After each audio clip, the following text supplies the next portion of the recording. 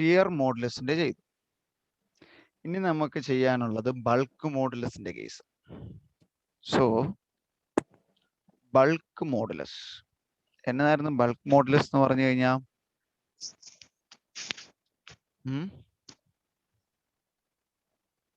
അതായത് whenever there is a change in volume by applying a deforming force.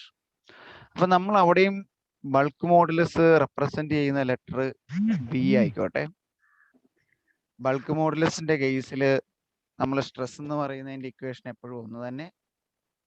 Stress is equal to F by A force per unit area.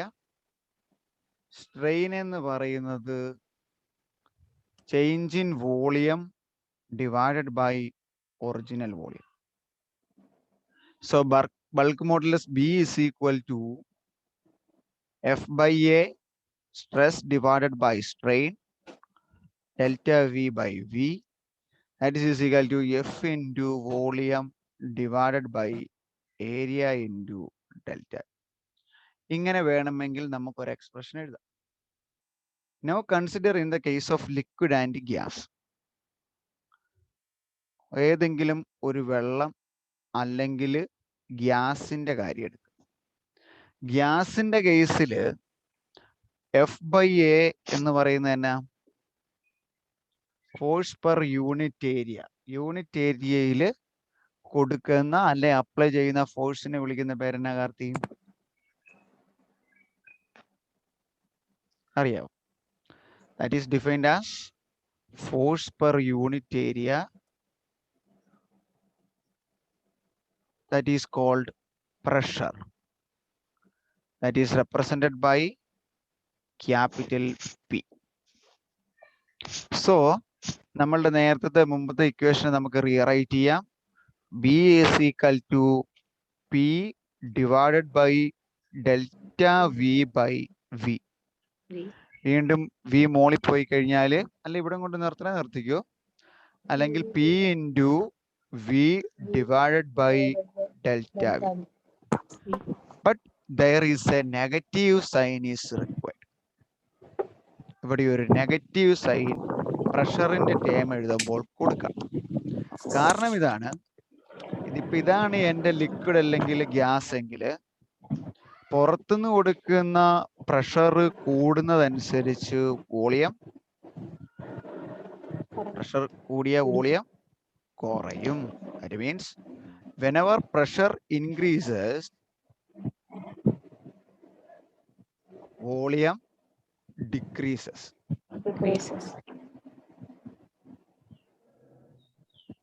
So we require there is a negative sign. അപ്പൊ problem തരുമ്പോൾ ഒരു കാര്യം ശ്രദ്ധിക്കണം, compression ആണെങ്കിൽ negative sign കൊടുത്താൽ മതി. മനസ്സിലായോ?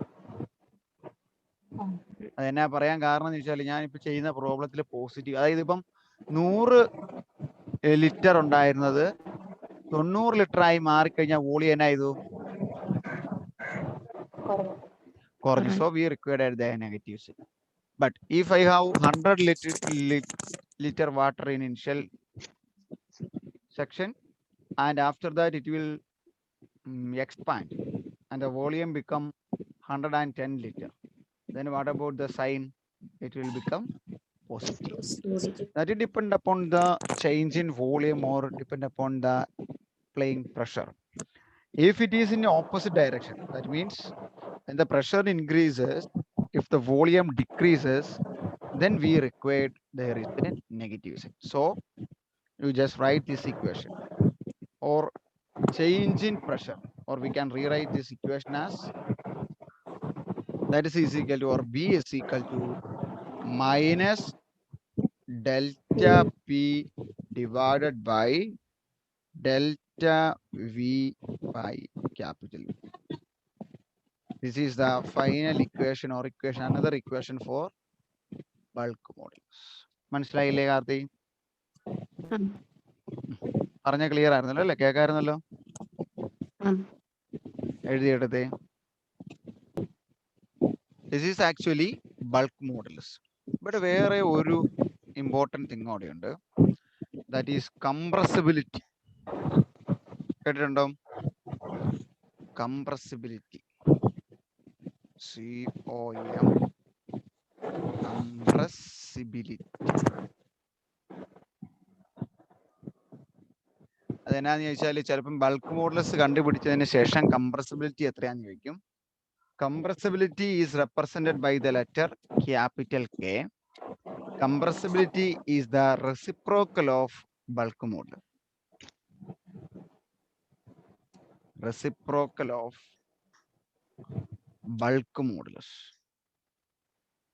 Bulk modulus in letter ഏതാ നമ്മൾ പറഞ്ഞത്? B. So compressibility K is equal to 1 by B. ഇനി ഒരു കാര്യം ഇവിടെ പഠിക്കണം. ബൾക്ക് മോഡുലസ് സോഡിലാണോ ലിക്വിഡിനാണോ ഗ്യാസിനായിരിക്കുമോ കൂടുതൽ? Bulk modulus. അതായത് സ്ട്രെയിൻ താഴെയാണ്, വോളിയം ചേഞ്ച് കുറവുണ്ടാകുന്നതിന് ബൾക്ക് മോഡുലസ് കൂടുതലായിരിക്കും. അത് സോളിഡിനായിരിക്കുമോ കൂടുതൽ, ലിക്വിഡിനാണോ കൂടുതൽ, ഗ്യാസിനാണോ കൂടുതൽ? പറഞ്ഞേ. Bulk modulus of solid is greater than. Very good. എന്നാന്ന് ചോദിച്ചാൽ നമുക്കറിയാം ബൾക്ക് മോഡുലസ് എന്ന് പറഞ്ഞാൽ നമ്മളിപ്പോൾ പറഞ്ഞ പോലെ pressure divided by delta V by V, അല്ലെ സ്ട്രെയിൻ, വോളിയം ചേഞ്ച് താഴെയവൻ. അപ്പം വോളിയം ചേഞ്ച് കുറവായവനായിരിക്കും എന്ത്? ബൾക്ക് മോഡുലസ് കൂടുതൽ. Okay. When the strain decreases, bulk modulus increases.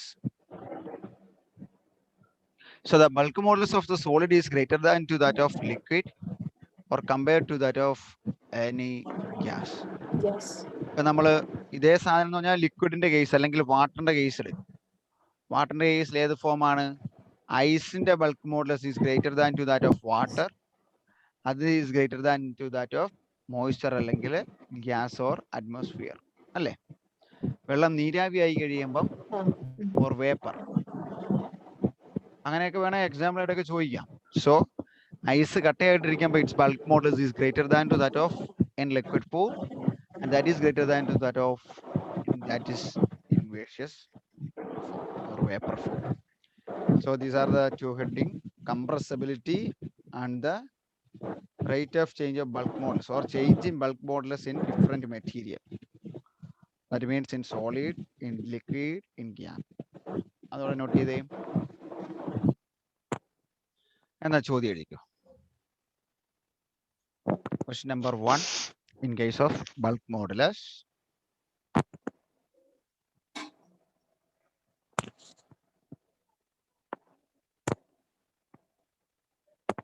Compute the bulk modulus of water. കണ്ടുപിടിക്കുക. Compute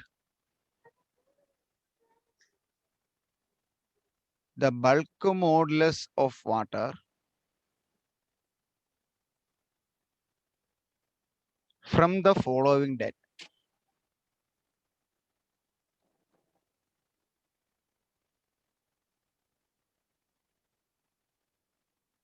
ഇന്നലെ നമ്മൾ ആ ജിഗാ പാസ്കൽ എന്നൊക്കെ പറഞ്ഞാൽ ഇവിടെ ഇങ്ങനെ കുറച്ച് കാര്യങ്ങളൊക്കെ ചെയ്യാനൊക്കെ ഉണ്ട് കേട്ടോ.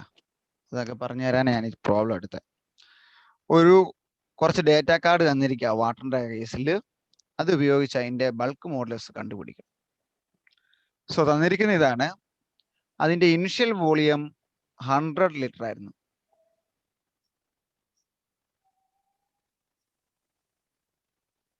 Final volume 100.5 litre. അപ്പൊ ഞാൻ ചോദിക്കട്ടെ, ഇവിടെ വോളിയം എന്നാ പറ്റിയേ? Is it an expansion or compression?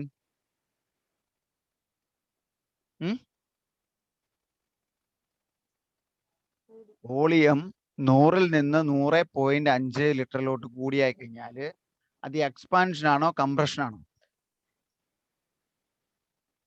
Expansion. Expansion. അങ്ങനെയെങ്കിൽ ഇക്വേഷനെ നെഗറ്റീവ് കൊടുക്കണോ പോസിറ്റീവ് കൊടുക്കണോ? Positive. Very good. അങ്ങനെ ഒന്ന് ഓർത്തേക്കണം കേട്ടോ. ചില കേസുകളിൽ പ്രോബ്ലത്തിൽ നമ്മൾ delta P by delta V by V എടുക്കുമ്പോൾ എക്സ്പാൻഷൻ അല്ലെ വോളിയം കൂടിക്കഴിഞ്ഞാൽ നമുക്ക് പോസിറ്റീവ് തന്നെ കൊടുത്താൽ മതി, നെഗറ്റീവ് ആൻസർ കൊടുക്കേണ്ട ആവശ്യമില്ല.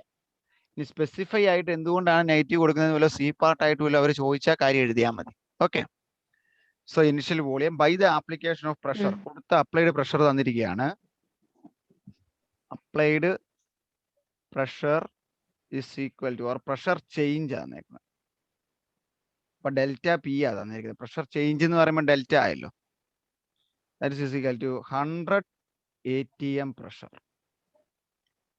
അയ്യോ, ഇച്ചിരി പ്രശ്നങ്ങളൊക്കെ ഉണ്ട്. ചോദ്യം മനസ്സിലായോ Lakshmi?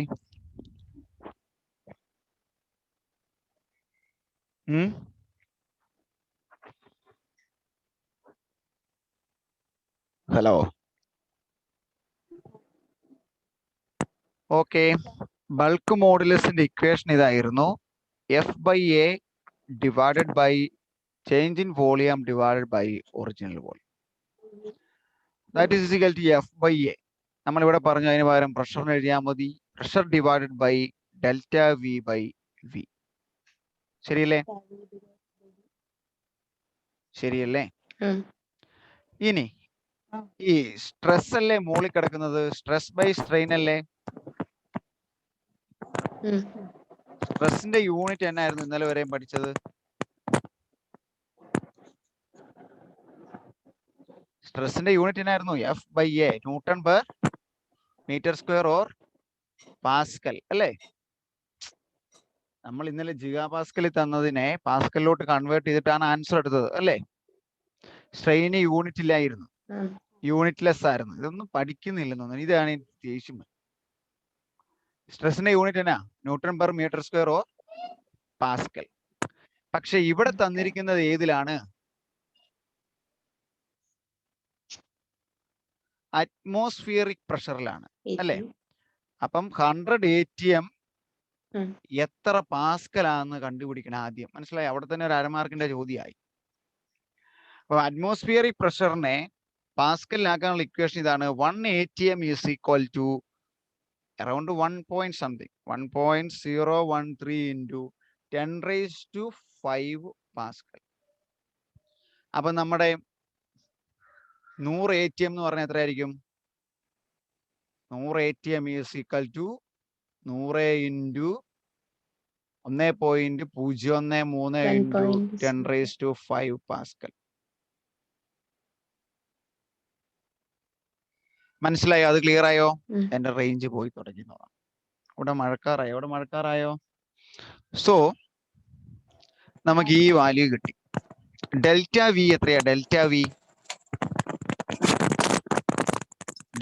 V is equal to change in volume.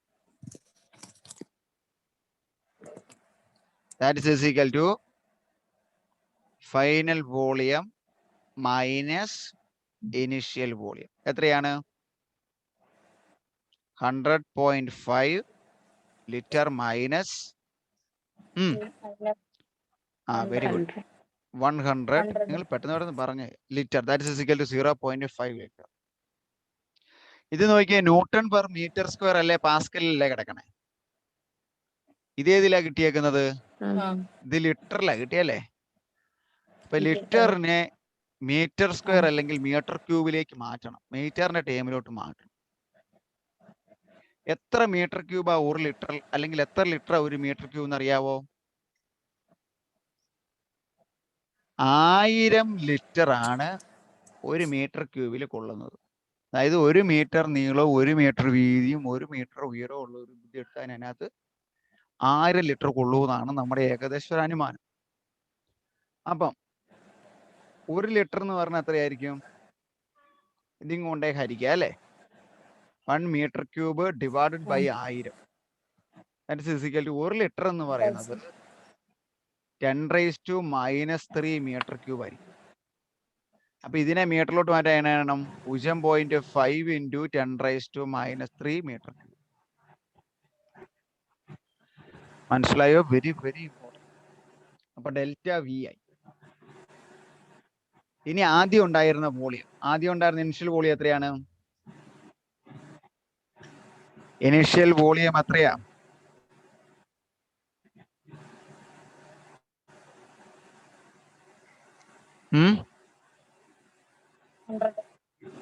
100 litre. അതിനെ മീറ്റർ ക്യൂബിലോട്ട് ആകുമ്പോൾ എത്രയാവും? 100 ഇൻറ്റു -3 മീറ്റർ ക്യൂബ്. അപ്പൊ നമുക്ക് വേണ്ട എല്ലാം ആയില്ലേ? ചെയ്യുന്ന മനസ്സിലായ? അത് റേഞ്ച് പോയതാ, ഇവിടെ മഴക്കാറ് കയറി. ഹലോ, സാറേ ക്ലിയർ ആവുന്നില്ല. അതെ, ഹലോ.